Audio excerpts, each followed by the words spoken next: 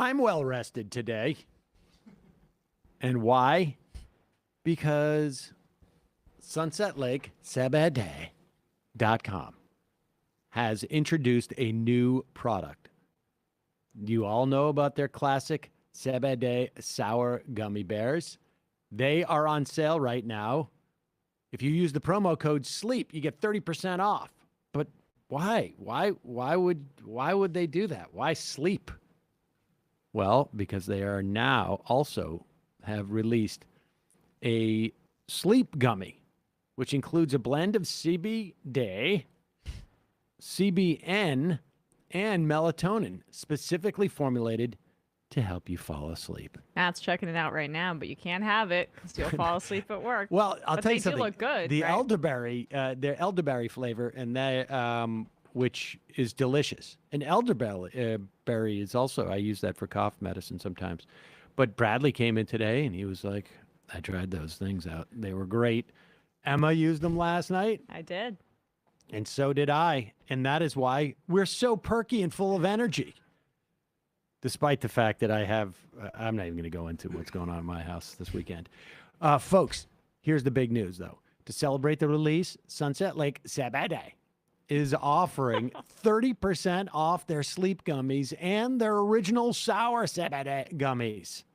Those are tasty. I remember snacking on those. Super tasty. Almost too tasty, to be honest with you, because you get really mellowed out after several one of those. But, folks, you'll love this stuff. And the sale on these Sebedes ends today. It ends at the end of day today. So use the promo code SLEEP. You get 30% off. Visit sunsetlakesebede.com to try these amazing new gummies and take advantage of the sale while it lasts. 30% off. You know Sunset Lake Sebede. They have great products, great agricultural practices, great movement practices. They support all sorts of charities, unions, soup kitchens, you name it. Innocence Project. They have been a great sponsor for this program. Couldn't feel happier about them. And frankly, couldn't feel happier about a new mechanism for me to fall asleep. I've been using the tinctures for now, I don't know, like 3 years, I feel like. But the gummy bears, as long as you take them like 45 minutes in advance, you're in good shape. Sleep, 30% off, Sunset Lake, Sebede.com. And now, for the show that they sponsored. The Majority Report with Sam Seder. The destiny of America is always safer in the hands of the people than in the conference rooms of any elite. Sam Seder. They are unanimous in their hate for me, and I welcome their hatred. We must guard against the acquisition of unwarranted influence, whether sought or unsought, by the military-industrial complex. The Majority Report with Sam Seder. And I get the feeling you've been cheated.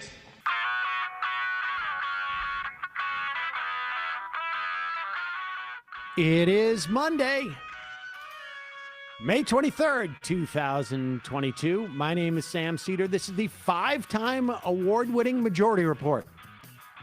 We are broadcasting live steps from the industrially ravaged Gowanus Canal in the heartland of America, downtown Brooklyn, USA. On the program today, executive editor of the American Prospect magazine, just the American Prospect.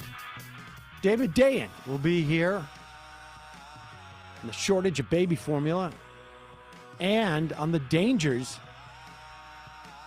faced by truck drivers of one of the nation's biggest carbon dioxide delivery. Also on the program today, Joe Biden says the U.S. would intervene militarily to defend Taiwan. Trump-appointed judge issues an injunction on the Title 42 rollback, basically adopting Stephen Miller's frame of immigration. Georgia and Texas primaries happening today. Henry Cisneros goes, Henry Cuellar goes super gross. And those primaries against are his happening primary, tomorrow. yes, Not against. today. Sorry about that, Jessica Cisneros. Joe Biden announces new trade pact to replace TPP. The Southern Baptist Convention releases a third-party report showing decades of sexual abuse and victim vilification. And really sad to report, still no Republican winner in the Pennsylvania Senate primary. This is going to really cut into their ability to run in the general. Joe Biden signs a $40 billion military aid for Ukraine amid calls for a ceasefire. New York State new congressional maps, and state Senate maps for that matter, has sitting congresspeople on the move. New report, Israel uses U.S. weapons to destroy U.S. aid projects in Gaza.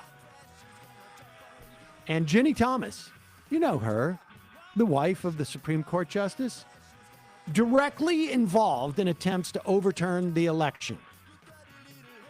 I'm sure it doesn't intimidate some state election worker to get a letter from the wife of a sitting Supreme Court Justice. Labor wins in Australia. Been a long time coming. And Pfizer says 3 shots work for kids under the age of 5. All this and more on today's Majority Report. Yes, folks, sorry, rough start today. Things in my apartment have been a little bit crazy over the weekend. I don't want to involve any HIPAA violations, but I can tell you that a child has a COVID. It was not an easy COVID. It wasn't as bad as I had it, but I'm becoming around more convinced that genetics plays a role in terms of how it impacts you, because hers was basically like, not unlike my experience, which was not good. And then simultaneously, my other child had some type of stomach bug and was, we were watching, as we do, some really bad movies over the weekend, movie night, Friday and Saturday night, and also adding projectile vomiting into that. Fun.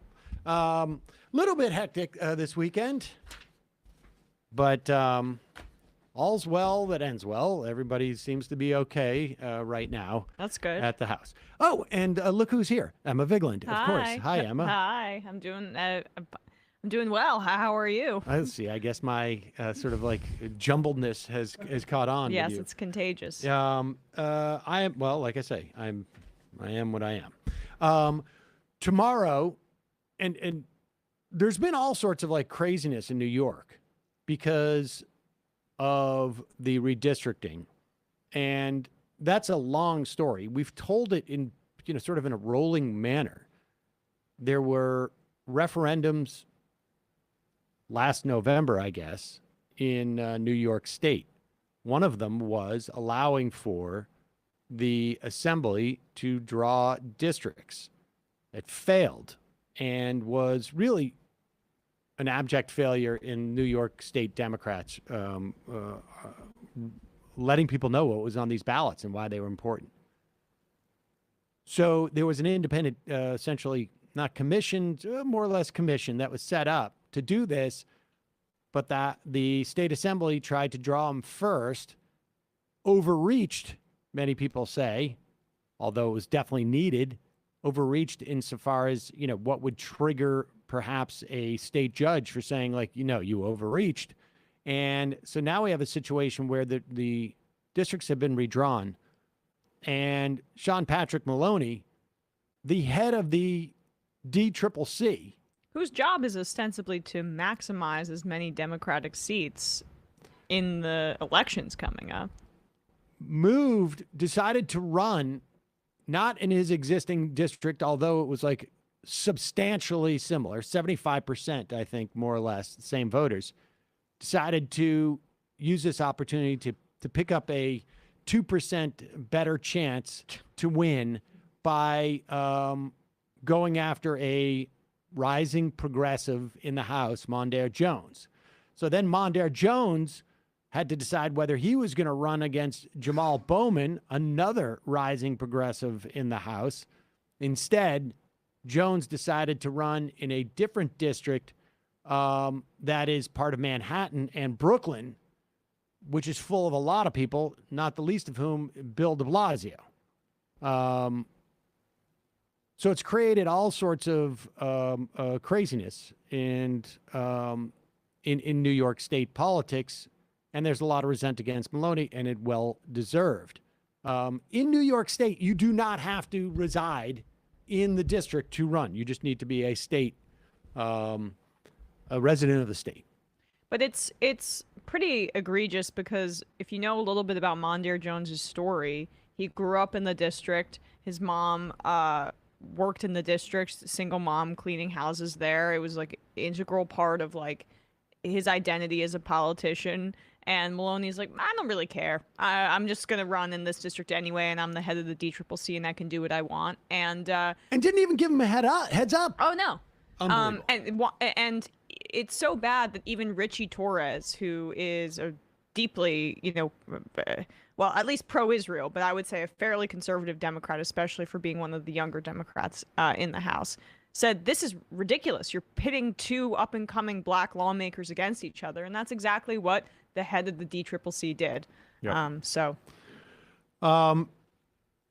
In other news, we have primaries tomorrow in Texas and in Georgia. In terms of the Democratic competitions that are going on, probably the highest profile one is Jessica Cisneros trying again to unseat Henry Cuellar. Cuellar is, I think, easily the most conservative Democrat in the Democratic caucus, fully against abortion rights. Also, rarely sees a Republican piece of legislation he doesn't appreciate. The only value there is that he is one vote that maintains Nancy Pelosi's gavel. And I suppose maybe for Nancy Pelosi, there's also value insofar as, he is a vote against a lot of the progressive agenda. I can't prove that, but I suspect that's part of it. Meanwhile, they are all campaigning on his behalf, as opposed to Jessica Cisneros. This is in Texas 28. Look at what, just put up, scroll up so that people can only see the actual, there. Take a look at this report from the South Texas Reporter. It was Laredo, Texas, Volume 1, May 2022. Volume 1. So is this like the beginning? Is this the first issuing of this first issue article of the South Texas Reporter? Now, I'm sure you're familiar with the South Texas Reporter's storied journalistic past. It is a complete fabrication. It is not it is not a nupper or it is a flyer, in fact. And the flyer, put that back up for 1 second. Put up full screen. And it says Cuellar cleared. Congressman, quote, not a target of federal probe. Now, who are they quoting in that instance? Well, it's Cuellar's lawyer. Coincidentally, the same line that Nancy Pelosi was saying when she was defending her backing of Henry Cuellar over Jessica Cisneros. And full story is on page 6. You got to go through to page 6. Now, of course, the page 6. Now, we should say, this is just a mailer put out by Cuellar. Yeah. The lawyer is just his lawyer. There is no other, there is absolutely no other substantiation as to whether he is a subject. It doesn't say subject, right? It says target, which is also a term of art. And let's just be clear too, without like fully grasping when or where this FBI probe into him will end, or if it has ended. If he wins, this could totally break ahead of the general election. Yep. I mean, this is a huge liability. Now it says on page 5, I guess. It says DOJ clears Cuellar in widespread investigation. And I guess Cuellar is holding up his hand by saying, no, stop, that's not true. Yeah, this But has we been too can't widespread, hear. this investigation. Yeah, exactly. But let's turn back on page 2. This paper is covering a different story. They don't number the pages. Yeah. But that's continued for page 1. But page 2, because you can see, go back into the title page, because you can see this. There it is. Page 2 gives you the quote, Jessica Cisneros was responsible for the breakup of my marriage. She could never look me in the eye. The scandal that rocked South Texas. South which, of Texas course, reporters really on it. yeah, these guys really. This is an interesting paper. Go to that, and it's a story of, I don't know. She was involved and fell in love with somebody, and Look at that. Well, Daniel Marins, who's a great reporter who found this and put it together, notes that it attacks Cisneros over personal life drama that failed to get pickup after the Mail and New York Post wrote on it. So in terms of like the actual the information is suspect in and of itself as well. But it's been out there. But this is what Cuellar does. And the scandal, supposedly she had a fling with their former high school teacher, who is 23 years her senior.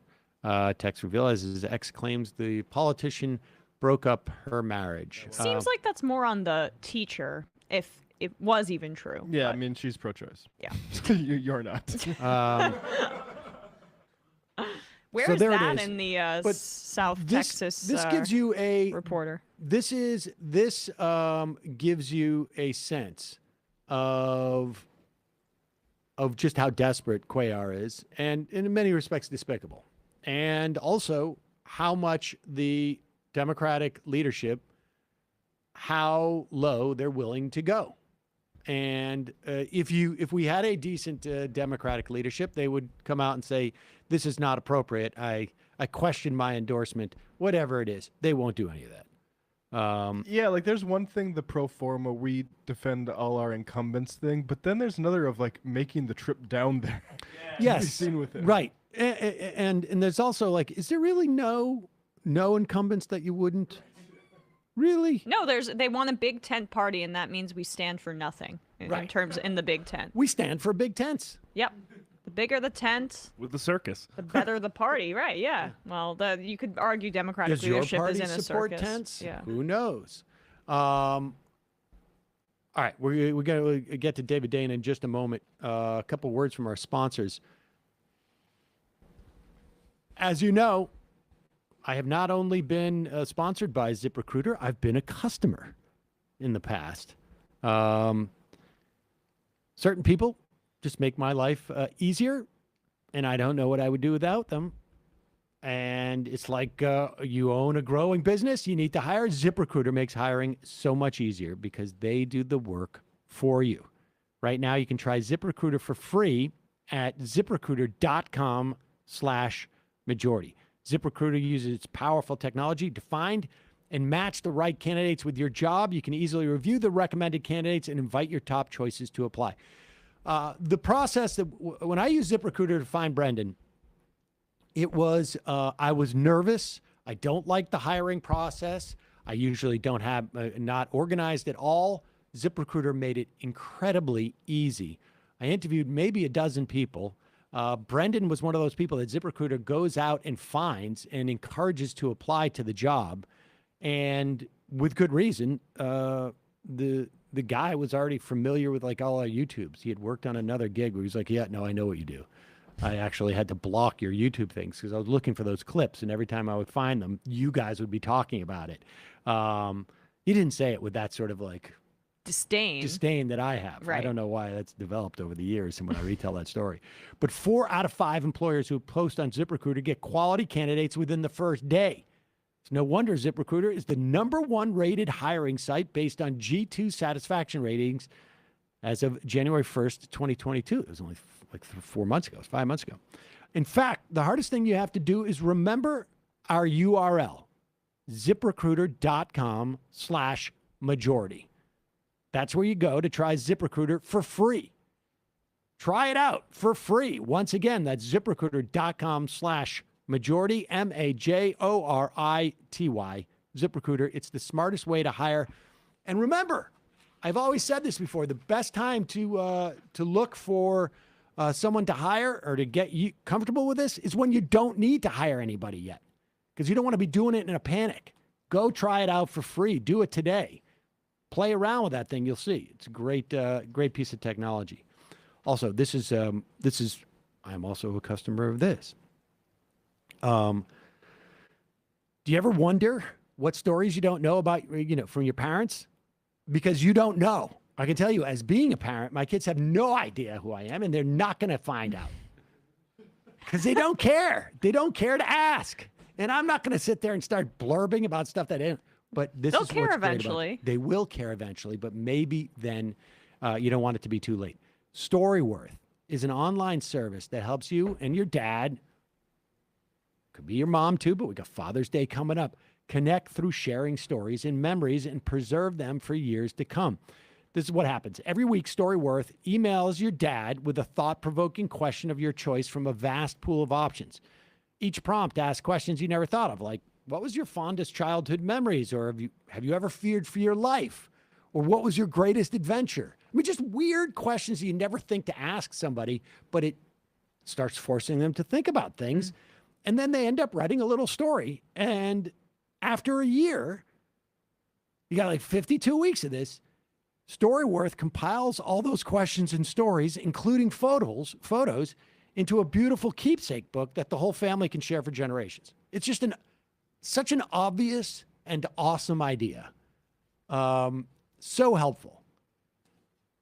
So check it out. I mean, this is, it's just an invaluable sort of gift, not just to them, but to you too, frankly.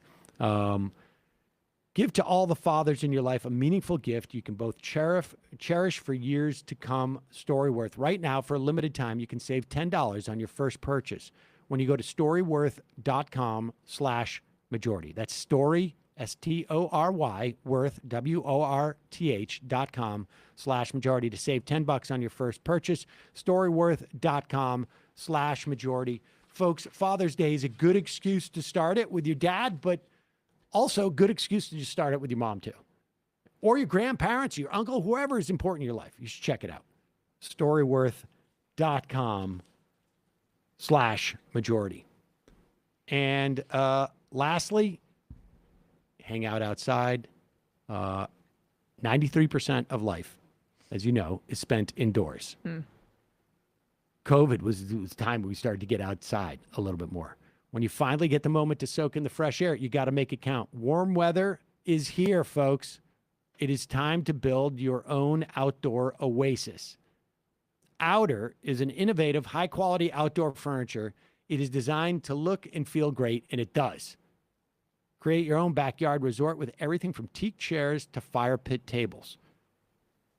And the thing is, every outer piece is made from sustainable materials. It comes with a patent built-in cover for effortless protection. That way you don't let the stuff deteriorate over time. It's built incredibly well. And it's all for less than you would pay at a big box store. Outer Furniture comes with best-in-class warranties, like a 10 years for their chic aluminum line, and a 2-week trial with free returns. You bring it home, you don't like it. I mean, they ship it to you, you don't like it, and you send it back. You can see the difference at liveouter.com/majority. Plus, for a limited time, you get $300 off and free shipping.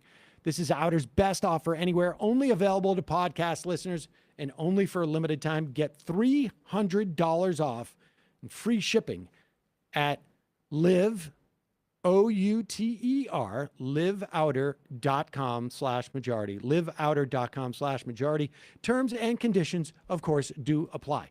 Now, I'd like to welcome back to the program the executive editor of the American Prospect, my daily read, to be honest, one of my daily reads, but I always read it.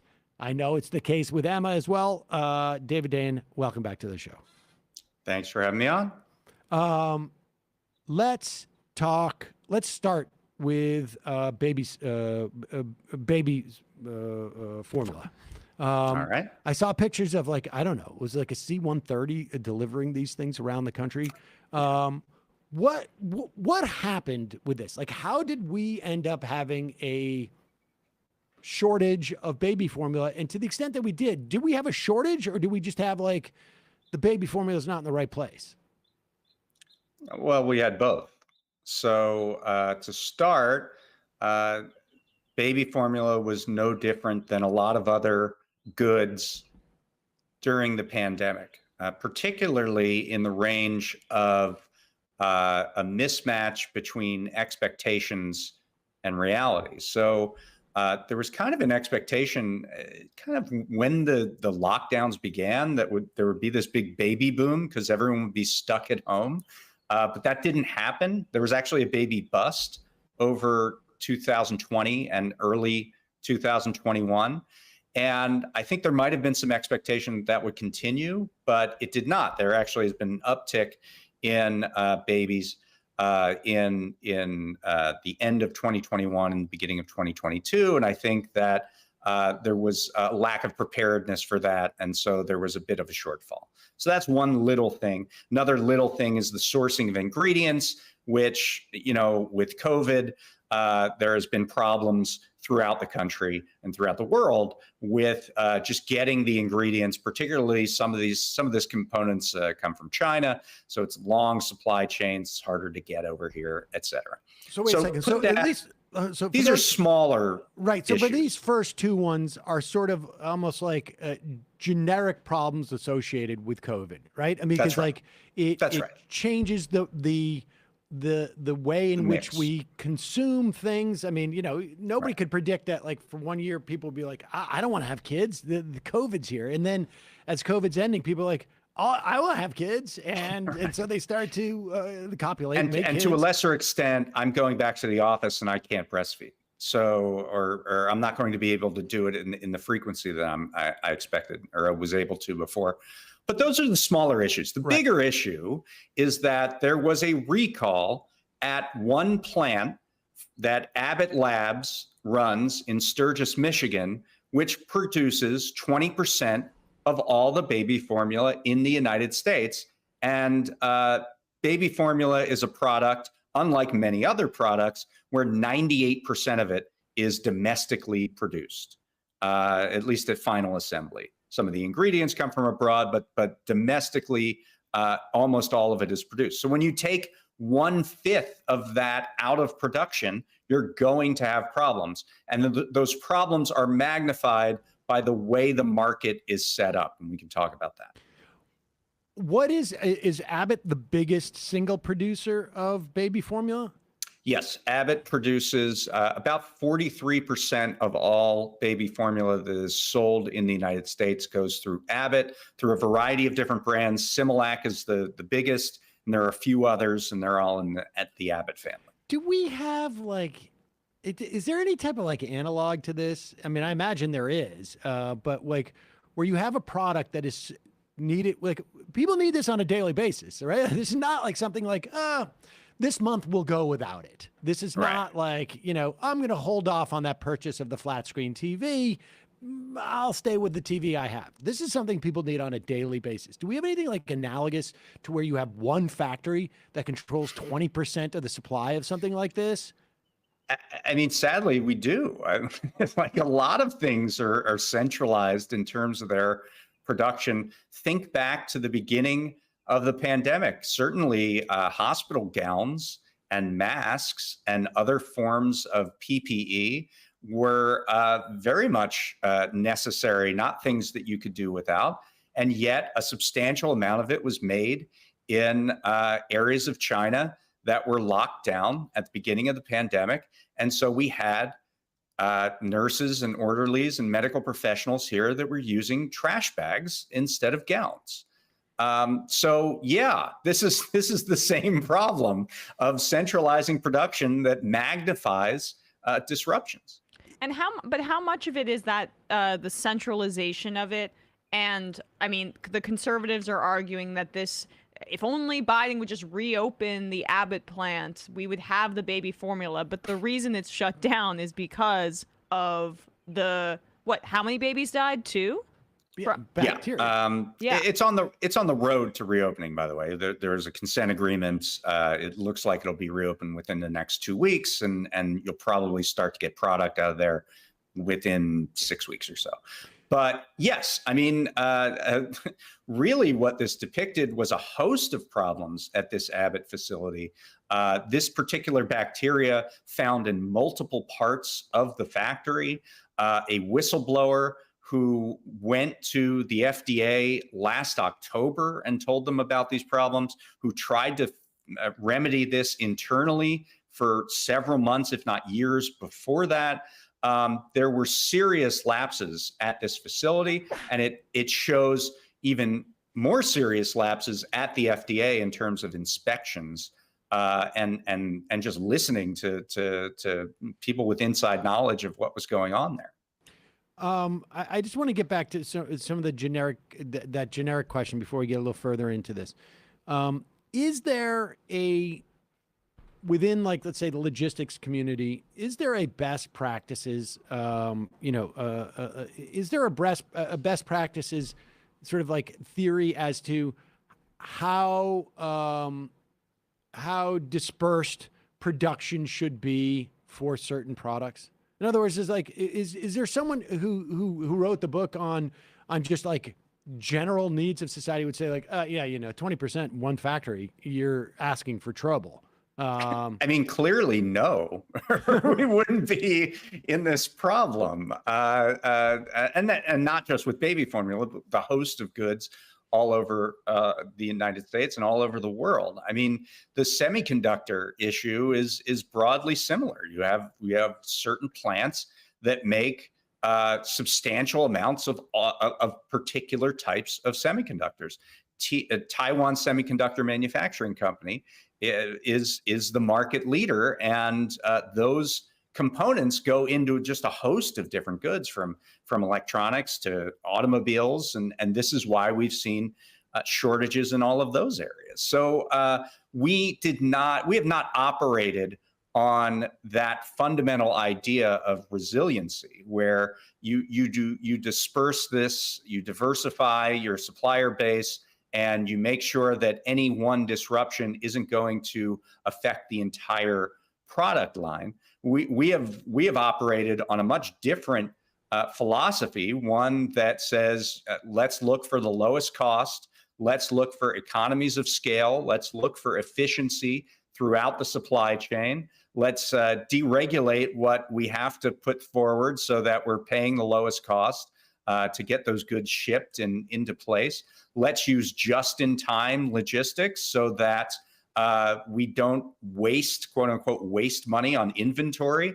As we get the goods off the ships, we get them right into the warehouses, we get them then right into the retail space and out to customers as quickly as possible, and we only order what we need. That has been the guiding philosophy of supply chains and logistics and supply chain management. And it's frankly bit us in the ass in the pandemic years.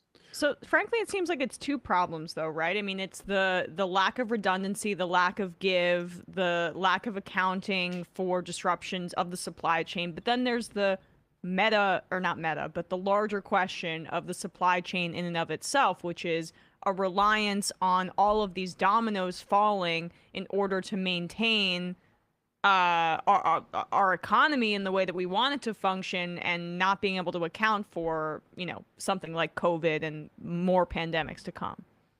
Right. And it's not just COVID, and it's not just pandemics. It can be climate change. It can be that knocks out the Yangtze River, for example, last year, or heat waves that shut down air conditioning in various factories, which is what happened in China last year.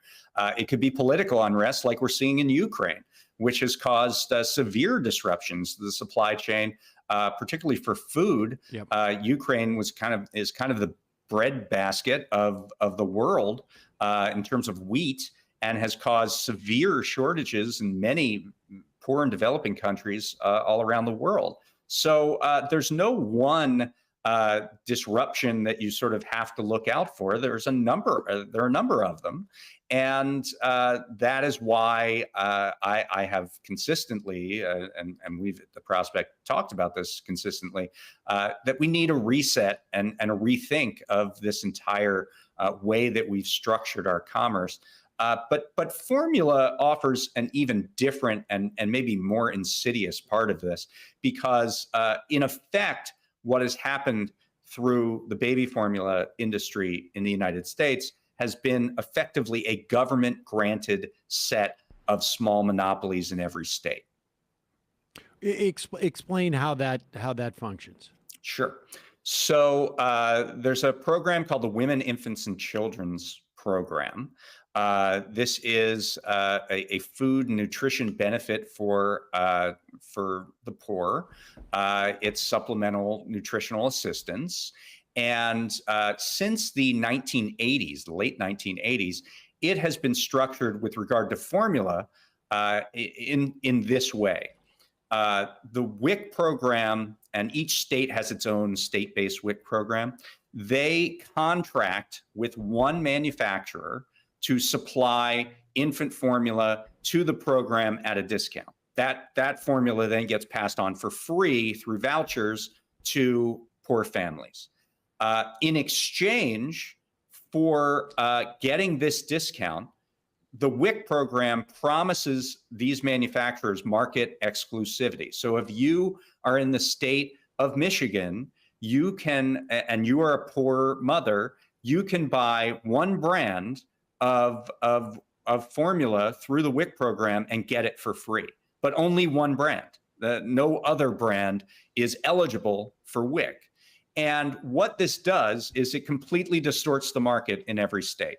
So what we know is about half of all formula is bought through the WIC program.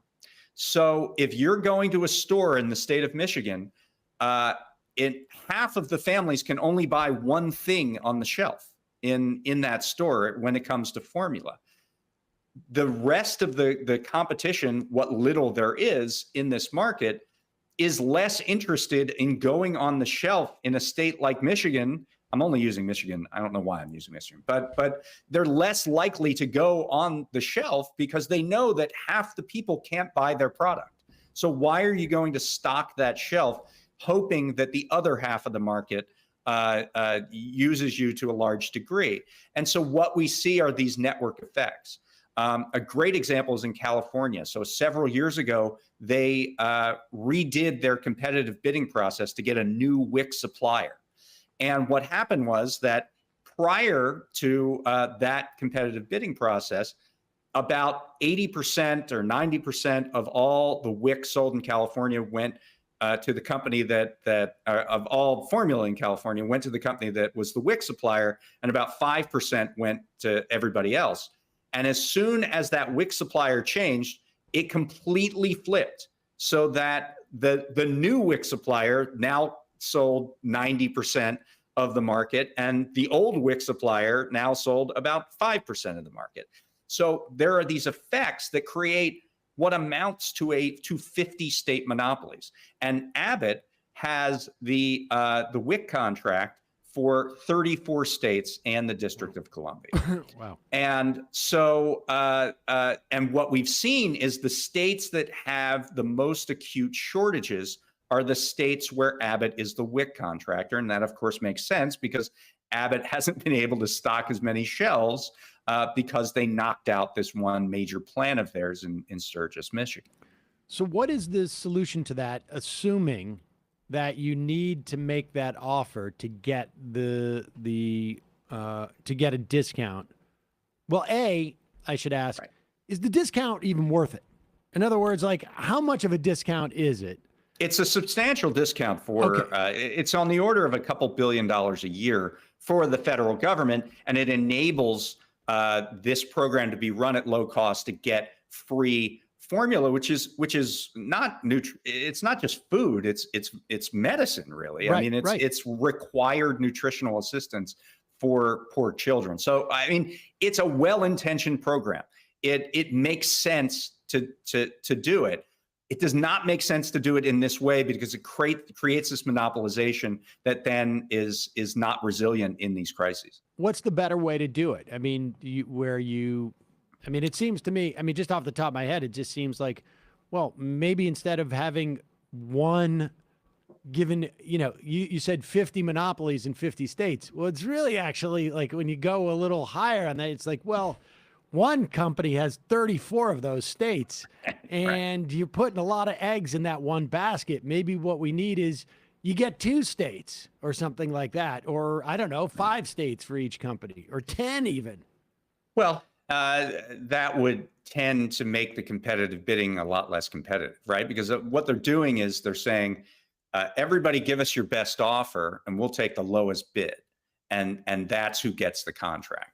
So, I mean, I think there are a few ways to do this. One is separate that side of the market. If you're essentially saying a government program controls half of the market for formula, then just make it a government program. Just have it be a government supplier that then supplies that half of the market, and the other half of the market is therefore not distorted and can compete for other families who want formula, and hopefully that would drive down the price for that. Because the other thing that happens here is that because WIC is essentially free and heavily discounted by the manufacturer in these states, the other half of the market gets very high-priced formula. And then, in fact, formula is much more expensive in the United States than the rest of the world.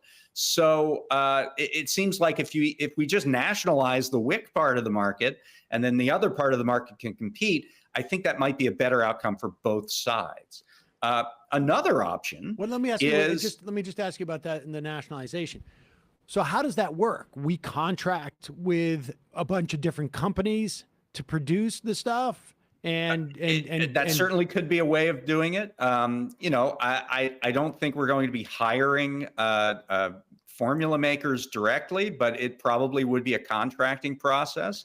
And we'd have the ability to contract a bunch of different factories, so we wouldn't necessarily be reliant on one manufacturer. We'll all put it into like a special formula. Like, that's Uncle kind of a blue sky way to fix this market. Another way to ensure that the downsides of the current system aren't so bad is to require in the contracting process some sort of game plan if there is the event of a recall to ensure that adequate supply continues to go out, whether that's through imports or some other function.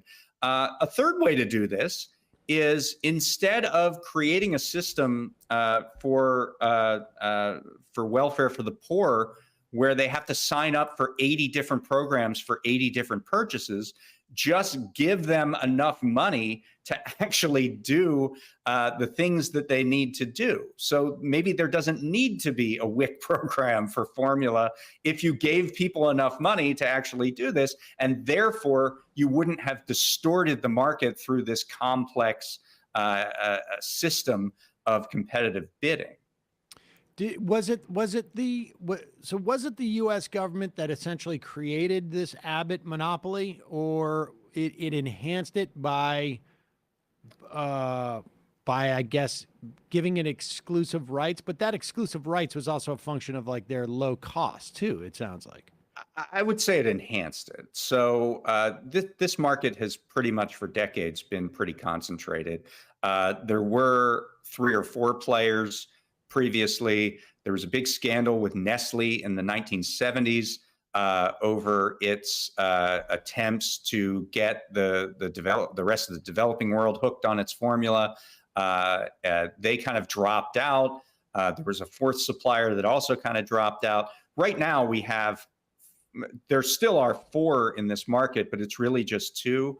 Abbott, which controls Similac, and Enfamil, which is made by a company called Mead Johnson, but the parent company is called Reckitt Benckiser, and they're based in the UK, and their main product is Lysol. I mean, another problem with this market is that formula is kind of a sidelight to these large conglomerates. So you have Abbott, which makes COVID tests and medical devices and a whole host of things. Their stock price has not fallen in the months since this recall happened because formula really just isn't their main business. You have Reckitt Benckiser, which obviously is a conglomerate that makes, home cleaning products and Durex condoms and like a whole host of other things. And Enfamil is just one thing within that market. Nestle is back, but they only have about 10% of the market because they bought Gerber. Nestle is a huge conglomerate with like 2,000 different products. And then there's one other company called Perrigo that makes a bunch of house brands. So like Walmart brand or CVS brand formula, the generic brands. But there's one company making all those brands for all those different groups. So almost none of these companies have formula at the top of their mind. Like there's nobody in a boardroom saying we have to do better in the formula business or we're going to go out of business. Like it's just not a priority. And I think that's like a large problem in and of itself. So what is what's the short-term and long-term solution? We talked about some of the long-term solutions and what you could do relative to in terms of short-term solution. When Biden basically initiates the Defense Production Act, is that really going to do anything? Is he going to do anything with that, or is it more of like we've done it? But he's already done it. I mean, it prioritizes certain ingredients to make sure that the companies other than Abbott's shuttered lab are operating at maximum output. So that is happening. They've been airlifting this different batches of formula from overseas using government planes to do that.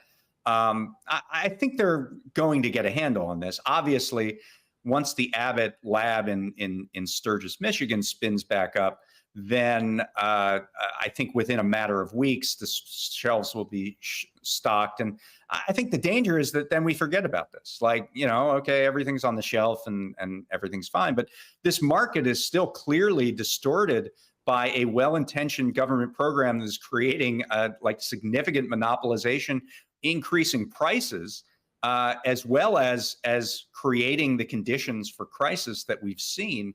I think we need to fix it and go deeper and reform the way this system is having these unintended consequences, and hopefully that will happen. What's the next product we could see something theoretically? I mean, as you look around, where you see something that's particularly tenuous. There's a shortage right now in medical dye, which is used in a lot of medical scans. The main, I believe at least a quarter of all production of this medical dye comes out of Shanghai. And Shanghai has been locked down for 60 days because of the zero COVID policy. That's a serious issue because the scans are what you use to check on cancer and to check on a whole host of other medical issues that require immediate attention. And so that's one that is very, very serious. And then food.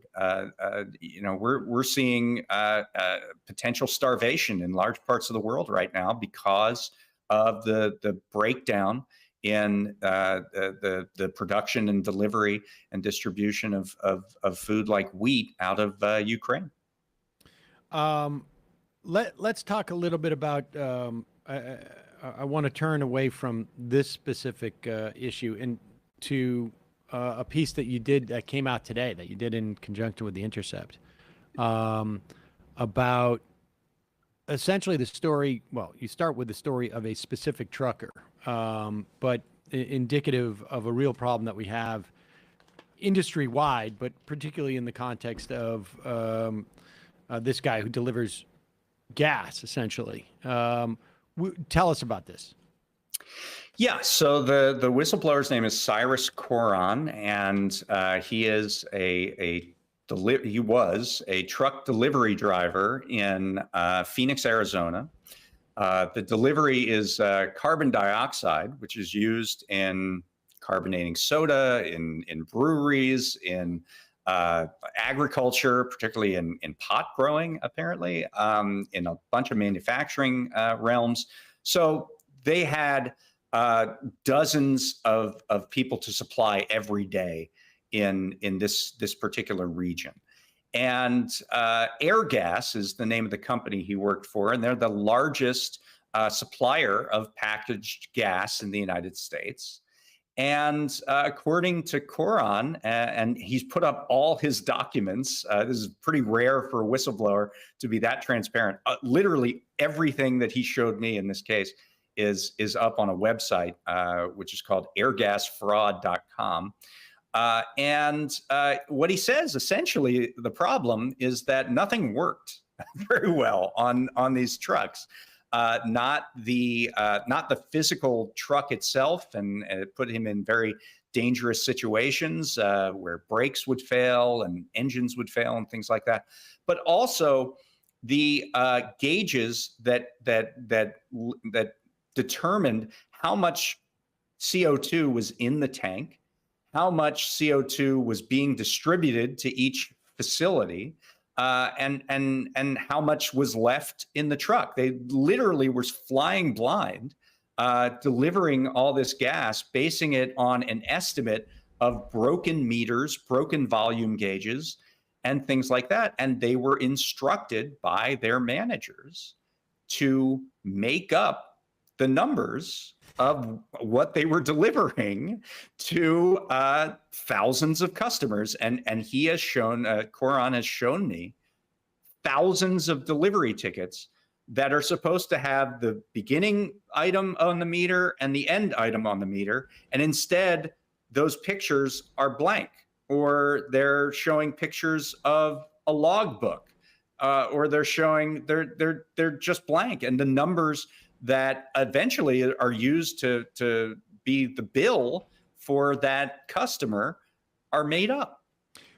So how do they sit there and just, they fill it up, they put the gas in until the tanks are full, and then they just estimate like, oh, that took 3 minutes, that must have been X number of gallons? Or so sometimes they would figure out like that the meter was 30% off, right? So every 1,000 that it shows, they would add another 300. So they would just sort of pretend what the number was. I looked at one ticket that showed the meter beginning and end, showed that it delivered 8,000 pounds of CO2 to this one supplier, this one customer. The truck could literally only hold 7,000. And yet it showed 8,000. So they charged this company for 8,000 pounds when there was no physical way possible for them to have delivered 8,000 pounds. And that's one ticket, and they delivered to something like 45 tickets a day. For 5 years, this was a recurring problem that this driver told us about. What? How? I mean, there's obviously what amounts to sort of specific fraud here. It sounds like, but what? How widespread is this, and what is it a function of? I mean, in one point in the piece, he said like they wash the trucks because you don't get inspections on clean trucks, right? And I mean. Right. It feels like this story and the baby formula story is a story of government agencies, and tomorrow we'll talk about government agencies getting rid of having all their authority taken away. But it's the story of government agencies that have been so stripped of resources that the decisions that they have to make are almost necessarily inadequate. Yeah, I mean, I think that's definitely part of this. Just on the order of truck inspections, we have an agency, the Federal Motor Carrier Safety Administration, that does about 3 million inspections a year. And that sounds like, hey, 3 million inspections. It sounds like a good job. There are hundreds of millions of truck trips every year. And so they're really only looking at a small sliver of the market. With respect to the issues at Airgas, this driver, Cyrus Koran, tried to get higher ups interested in this. He talked to no less than 8 different top managers. In terms of your question of how widespread this is a problem, I can speak only to Airgas on this count, but he had an hour-long conference call with the top compliance guy at Airgas, and he taped it, and he let us listen to it. And first of all, the president and the vice president of this particular division, Airgas National Carbonation, according to this compliance officer, were fired because they weren't keeping with the fundamentals of the business in terms of the repair of the trucks. Cyrus saw no difference between the new regime that came in and the old regime that went out. But he also said something really interesting, was that, and this is the compliance guy who said, during COVID, customers were getting billed when they weren't open. They were getting billed for CO2, for deliveries of CO2 when they weren't using any CO2 and they weren't open at all, which speaks to like sort of a broader software automation problem or something. But, you know, the question of whether we see this throughout corporate America, where there are serious issues and it falls to the people at the lowest rung of the totem pole to have to do something about it. I mean, what Cyrus Koran is talking about is him specifically doing these estimates. So, you know, if he, in the event that there is some investigation of this, who do you think is going to be the fall guy? Right. It's going to be the truck driver. In fact, one of the emails that's most interesting here is a manager saying, you know, because they're seeing these serious discrepancies on how much CO2 they're supposed to have and how much they actually have.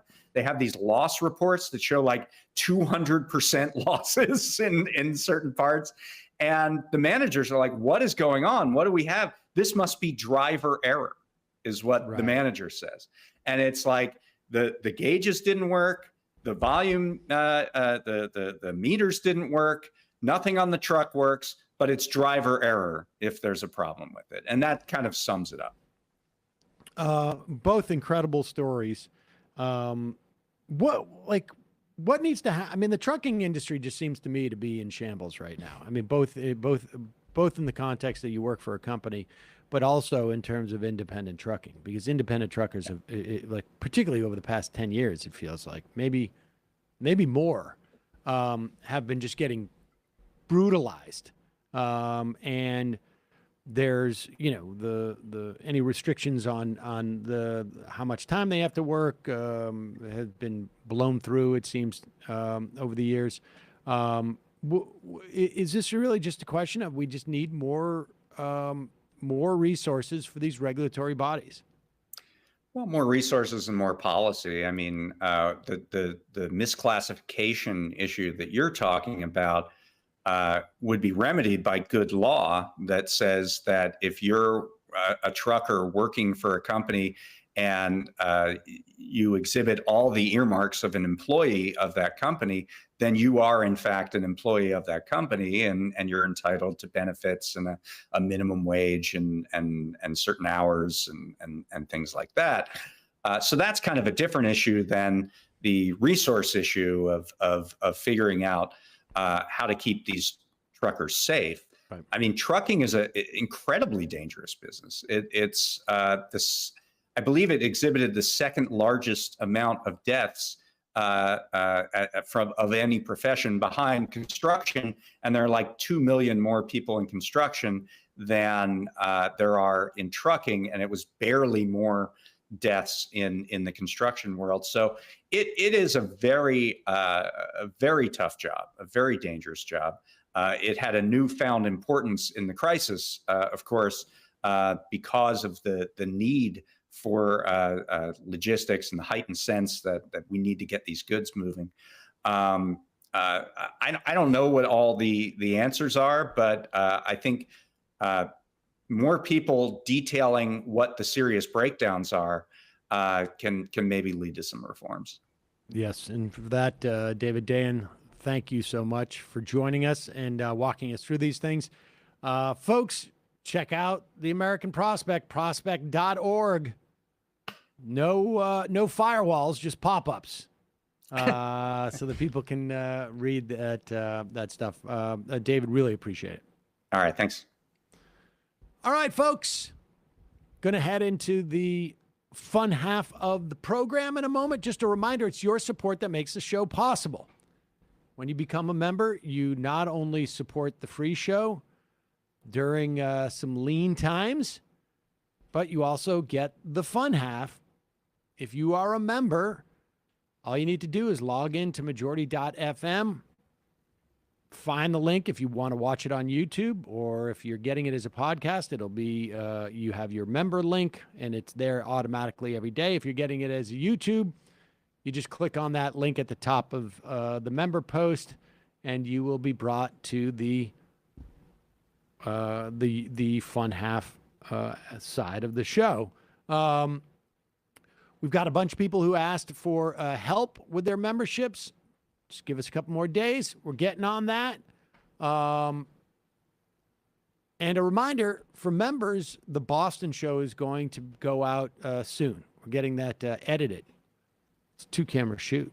It's pretty fancy stuff. Oh, yes. Oh, yes.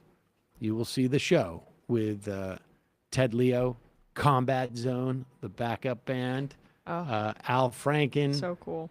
Natalie Shore, a couple of really great activists from Extinction Rebellion, and, of course, the big debate between myself and I don't want to malign anybody, but a right-wing, I don't know, I think he robot, essentially, from the Stoughton, Massachusetts. Don't dehumanize him. He had an accident. He had, yeah. Well, but that happened at the end of the debate. Yeah. Yeah, I wouldn't worry about that. He's doing okay. Yeah. All right, folks. Matt, what's happening in the Matt Leckian media universe? Vina Dubal, a law professor focusing on technology and labor, joined us this weekend on patreon.com/Left Reckoning to talk about Prop 22 gig work misclassification and why union busting CEOs like to pretend like they're MLK.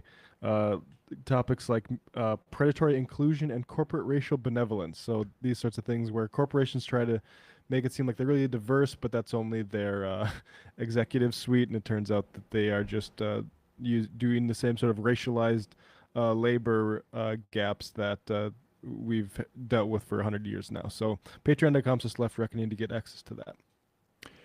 See you in the fun half. 3 months from now, 6 months from now, 9 months from now. And I don't think it's going to be the same as it looks like in 6 months from now. And I don't know if it's necessarily going to be better 6 months from now than it is 3 months from now. But I think around 18 months out, we're going to look back and go like, wow. What?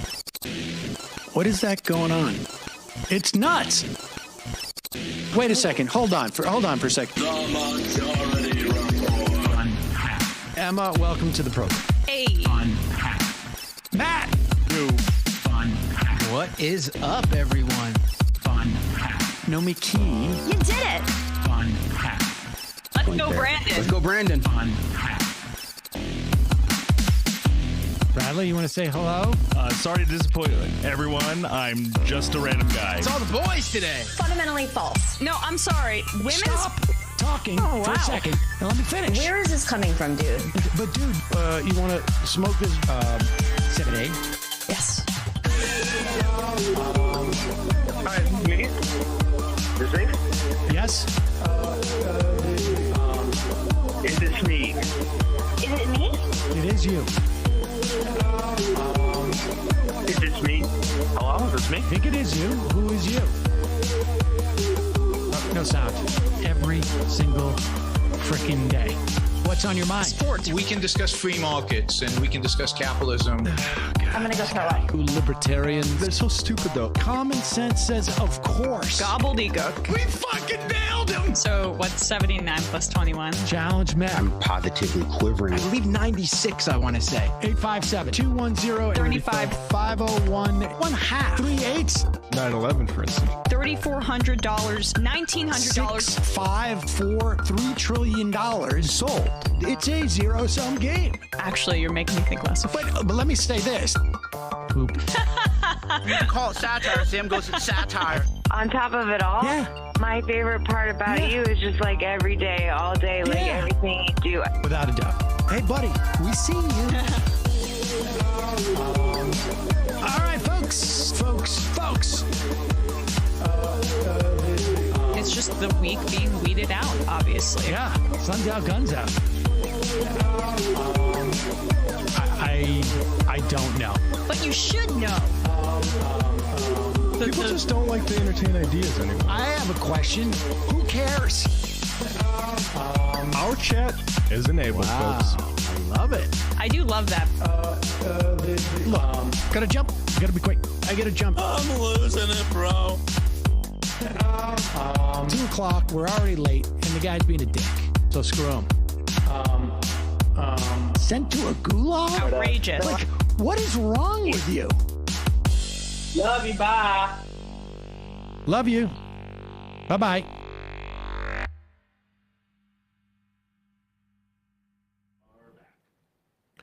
We are back, ladies and gentlemen. It is the fun half of the program.